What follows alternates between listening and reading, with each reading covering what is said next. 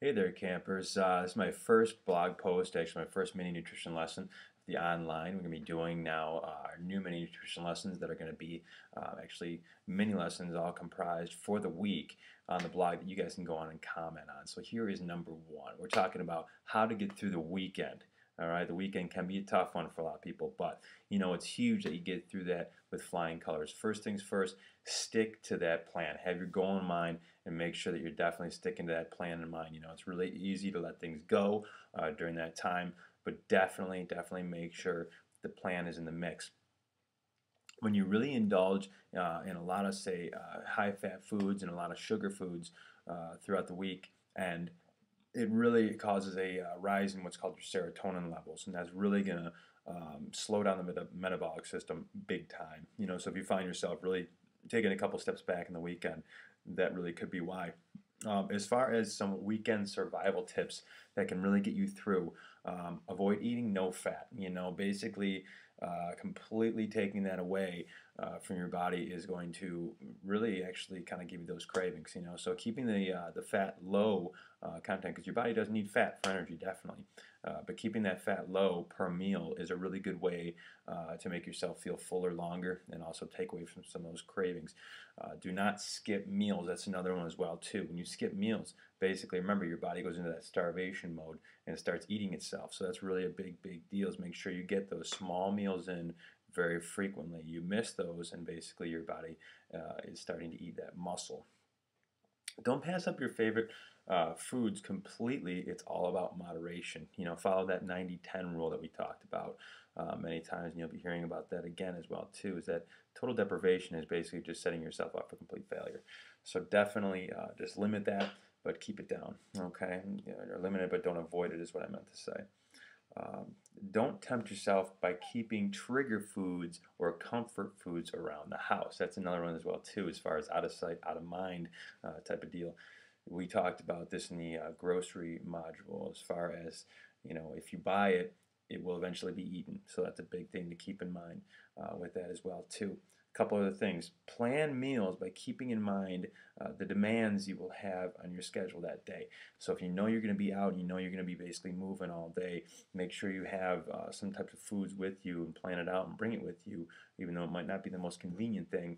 But it's really, you know, just a part of really that long-term success plan to make sure that you really abide by that and bring those with you as well too. Because honestly, if you're not prepared for it, and it's just to the point where you're hungry, you're going to kind of reach for whatever's there, or go with whatever restaurant might be around you and whatnot. So by pre-planning, pre-packing your meals or whatever it may be, that's a really great way to help keep your body adhering to your goals here.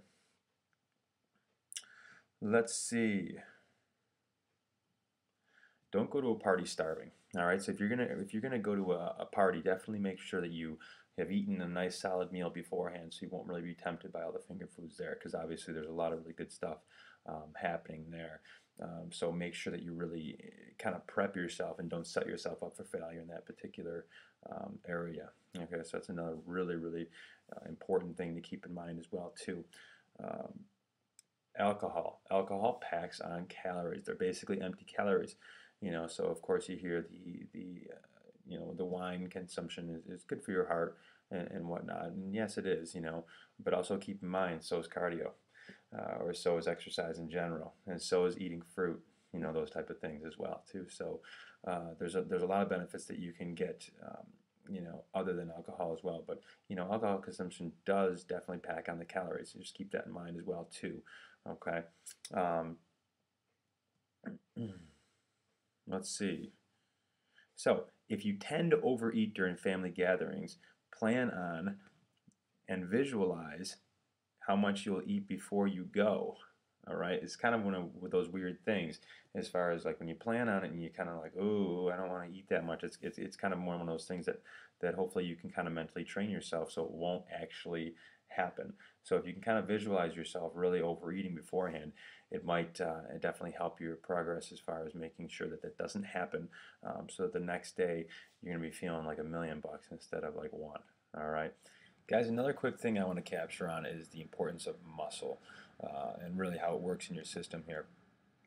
Again, I just want to reiterate that when you're not eating enough, your body does eat muscle. Now, muscle is your metabolism. That's basically how you're going to get all your results. As far as when you keep that metabolic system rocking, you keep that muscle system rolling, all right, then it's constantly burning body fat, constantly, and that's what we want. So really don't get in that mindset as far as really keeping on the scale. That's a big thing. I know you've heard me talk about that again, but I just want to really have that on the web so you guys can check that out and really keep that in mind. Is that, yeah, I know you will lose weight. You definitely will. You will. All right, but at the same time, you're trying to build that muscle system up so we can have a longevity approach here.